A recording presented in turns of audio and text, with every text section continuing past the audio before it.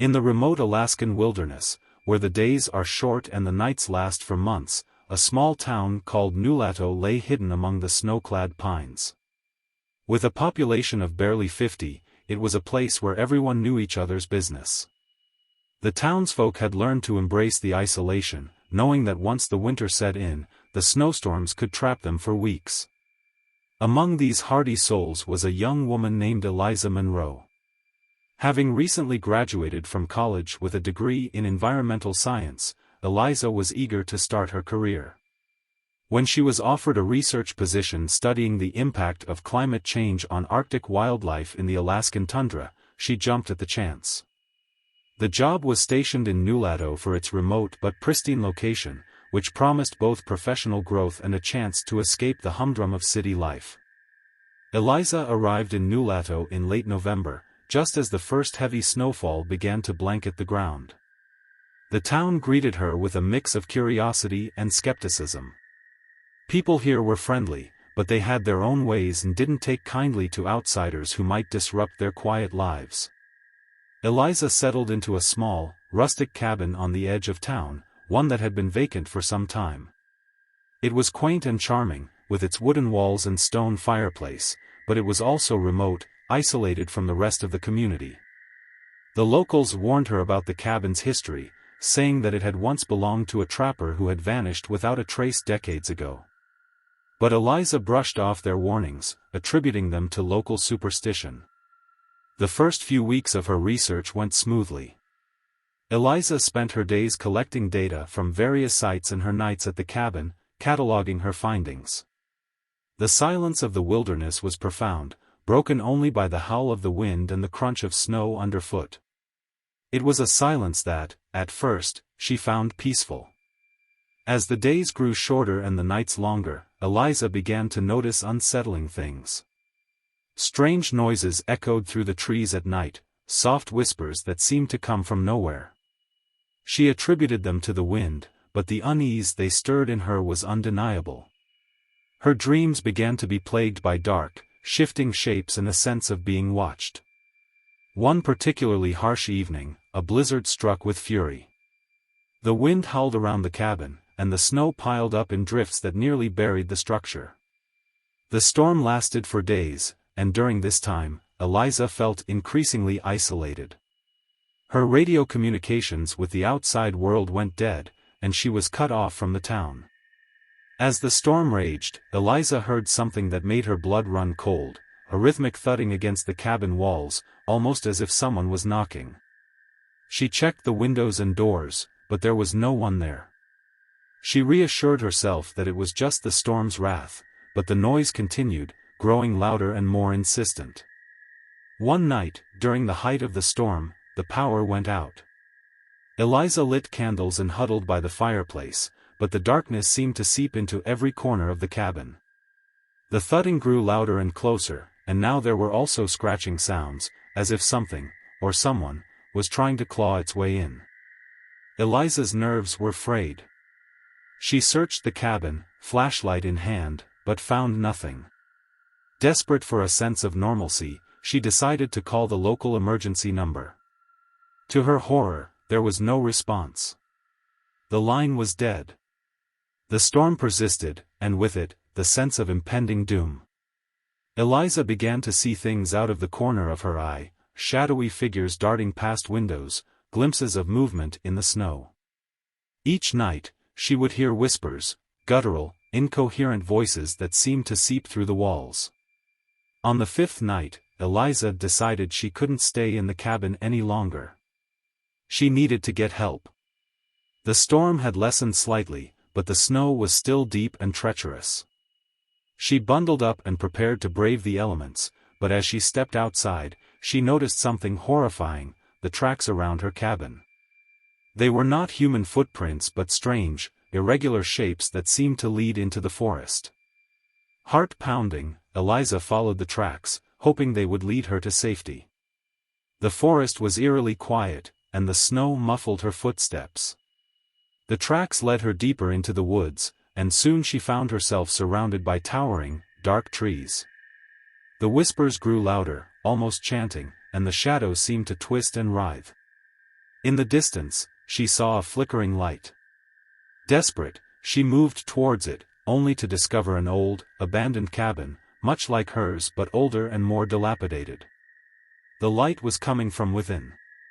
Cautiously, she approached and peered through the window. Inside, she saw figures, faded, ghostly apparitions of people who looked like they were from another time, their faces gaunt and hollow. They seemed to be engaged in some sort of ritual, chanting in a language she didn't understand.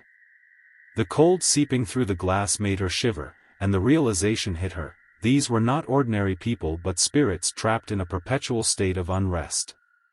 Suddenly, a cold wind blasted through the forest, and the figures turned, their eyes locking onto Eliza's. The spirits seemed to beckon her with outstretched arms, their mouths moving in silent screams. Eliza stumbled back, her breath coming in ragged gasps. The snowstorm roared back to life, and the darkness closed in around her. In a panic, she ran back towards the cabin, but the storm had made everything look unfamiliar. She was lost, disoriented, and exhausted. The whispering grew louder, and she could feel the cold presence of the spirits closing in. Just when she thought she couldn't go any further, she stumbled upon a familiar landmark, the old, gnarled tree near her cabin. Summoning all her remaining strength, she made her way back, fighting against the blizzard. Inside the cabin, the noises had stopped. Eliza locked all the doors and windows, trying to calm her racing heart. She knew she couldn't stay there much longer. The spirits were relentless, and the storm showed no signs of abating. By dawn, the storm had eased to a gentle snowfall. Exhausted and half-dazed, Eliza made her way back to Nulato. The town was eerily quiet, with no sign of life. The few people who were around seemed indifferent, their eyes distant and hollow, as if they were waiting for something. Eliza reported her experiences, but the townsfolk only listened with cold detachment. They spoke in hushed tones about the spirits of those who had gone before, trapped in the wilderness by their own hubris. It became clear that Nulato was not just a town but a place where the veil between the living and the dead was thin. Eliza left Nulato as soon as she could, the experience leaving her haunted. The silence of the Alaskan wilderness was no longer peaceful, it was a place of deep, unspoken terror. The snow-covered forests and isolated cabins of Alaska held secrets that few understood, and even fewer survived to tell. Alaska, with its endless stretches of snow-covered wilderness and dark, enigmatic nights, had always intrigued Dr. Aaron Cole. An ecologist and environmental researcher, he was drawn by the challenge of studying the Arctic wildlife and the effects of climate change in one of the most remote places on Earth. When he received an invitation to join a research team in the isolated town of Cold Harbor, he eagerly accepted. Cold Harbor was a small, weather-beaten settlement tucked away in the heart of the Alaskan wilderness. It was a place where the sun barely crested the horizon during the winter months, leaving the town bathed in a perpetual twilight. With a population of just over 30, Cold Harbor was a tight-knit community of rugged individuals who had adapted to the harsh environment. Aaron arrived in early December, just as the town was preparing for the deep winter. The temperature was already well below freezing, and the snow was beginning to accumulate in thick, heavy layers. He was greeted by Dr. Lydia Barnes, the head of the research team, who was known for her dedication to studying the Arctic's unique ecosystem. Lydia briefed Aaron on the project's goals, studying the migration patterns of caribou, tracking the effects of warming temperatures on the permafrost, and documenting changes in the local flora and fauna. The team would be working out of a small research cabin located several miles from town, a place known as the Frost Haven.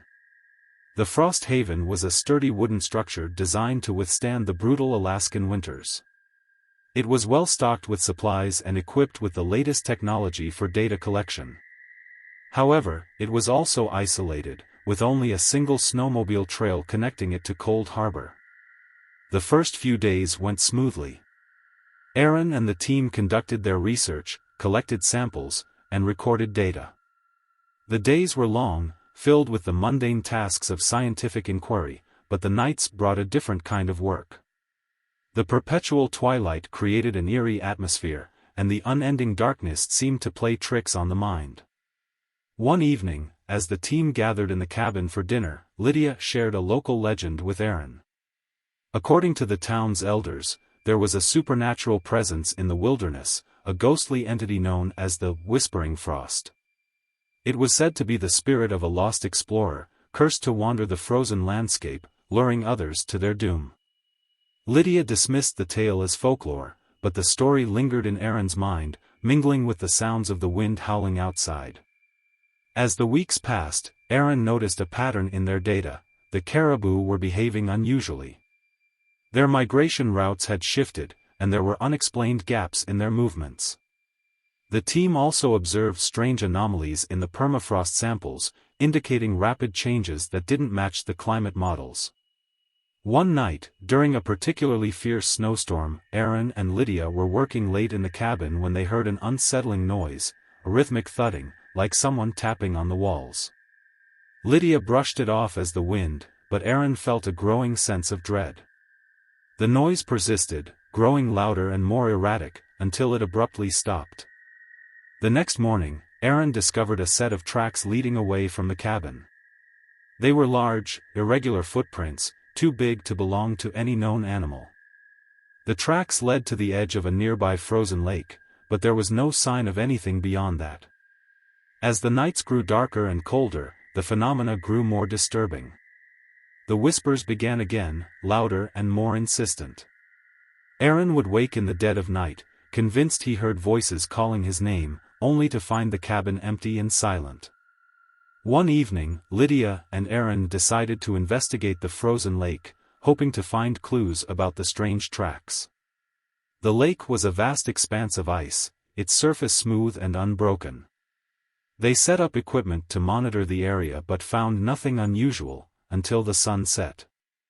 As darkness fell, the whispers returned, more pronounced and coherent.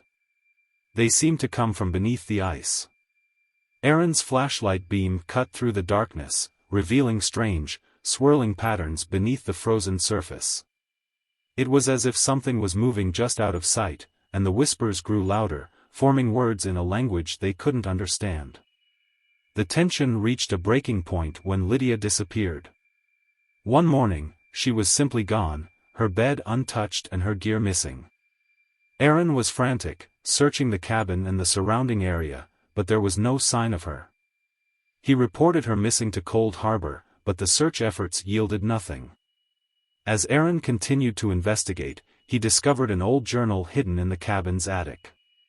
It belonged to a previous occupant, an explorer who had vanished years earlier. The journal detailed experiences similar to his own: strange noises, unsettling visions, and a growing sense of dread. The final entries were incoherent, but they mentioned a hidden place beneath the ice where the Whispering Frost resided. Determined to find Lydia, Aaron returned to the lake. He used an ice auger to drill through the surface, hoping to uncover whatever lay beneath. The hole revealed a hidden chamber, filled with an eerie, glowing mist.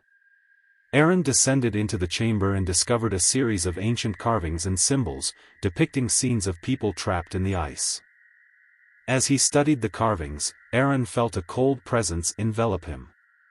The whispers became deafening, and he realized that the Whispering Frost was not just a spirit but a malevolent force that trapped souls in the ice, feeding off their fear and despair. The carvings were a record of those who had fallen victim to the entity, including Lydia. Aaron barely escaped the chamber, the whispers growing louder and more aggressive. The ice seemed to shift beneath him, and the chamber began to collapse. He fought his way back to the surface, only to find the cabin in disarray and the storm more furious than ever.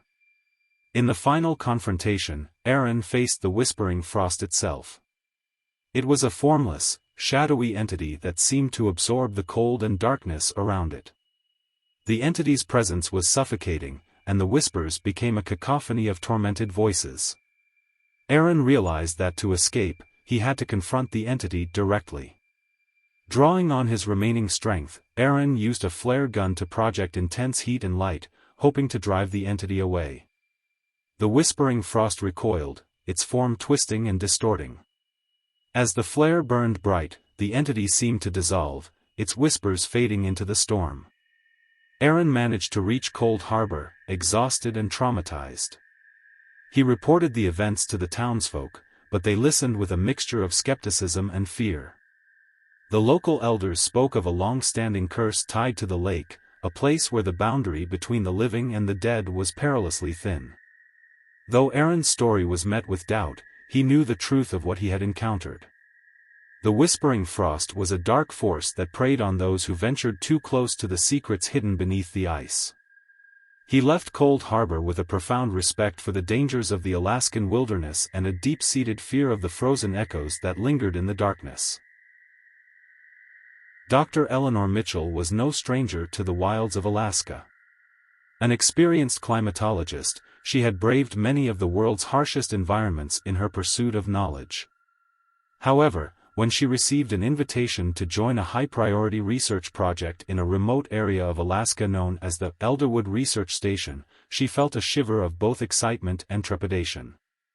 The Elderwood Research Station was situated deep in the Alaskan wilderness, far from civilization, and renowned for its extreme isolation. The project was a joint venture between several leading environmental organizations, focused on studying the effects of accelerated climate change on ancient ice formations and rare flora. The remote location, however, came with its own set of challenges and dangers. Upon her arrival in late October, Eleanor was greeted by a team of researchers, led by the enigmatic Dr. Victor Kane. The station itself was a collection of prefabricated structures, designed to withstand the harsh Alaskan winters. The team was comprised of experts in various fields, all dedicated to the mission at hand. The days were short, with the sun barely rising above the horizon, casting long shadows over the snow-covered landscape. The first few weeks at the Elderwood station went according to plan. The team collected ice core samples, tracked the movement of glaciers, and catalogued unusual plant species. However, as November progressed, strange occurrences began to unsettle the team. The station's communication systems started to fail intermittently. The radio would crackle with static, and the satellite internet was unreliable. On particularly stormy nights, the staff would hear faint, ghostly voices through the static, but the sounds were dismissed as interference. One evening, Eleanor noticed an unusual phenomenon. While inspecting the ice cores, she found samples that seemed to contain inexplicable artifacts, small, ancient-looking carvings embedded within the ice. The carvings were intricate, depicting unknown symbols and scenes of what appeared to be rituals or ceremonies. When she showed them to Victor, he became visibly uneasy but quickly dismissed them as natural inclusions in the ice. As winter deepened, the isolation of the station became more profound. The team's mood grew tense, and their interactions became strained. One night, during a particularly fierce blizzard, Dr. Sarah Lee, a geologist on the team, went missing. She had been out collecting samples but never returned. Despite a thorough search and the worsening storm, there was no trace of her. The disappearance of Sarah intensified the team's paranoia. Accusations flew, and everyone's nerves were frayed. Victor's behavior became increasingly erratic. He would often retreat to his private quarters, emerging only to berate the team for their lack of progress. Eleanor, increasingly concerned for her own safety, began to investigate the strange carvings she had found in the ice. She pored over the research materials and old journals in the station's library, looking for any reference to similar symbols or phenomena. Her search led her to an old account of an expedition from the early 1900s that had ventured into the area and had mysteriously vanished. The journal entries spoke of eerie occurrences and a mysterious force that seemed to be connected to the ancient ice. As December approached, the blizzards became more frequent and severe. Eleanor and the remaining team members grew more isolated. The station's power supply became unreliable, and the constant whiteout conditions made it impossible to venture outside for any length of time. One night, Eleanor was woken by a loud, unsettling noise coming from the storage shed. She investigated and found nothing unusual, but the sense of unease lingered. Over the next few days, she started to experience vivid, disturbing dreams of shadowy figures and ancient rituals performed in the snow. The dreams left her with a profound sense of dread. One morning, Eleanor discovered strange markings around the station, symbols that resembled those she had seen in the ice samples.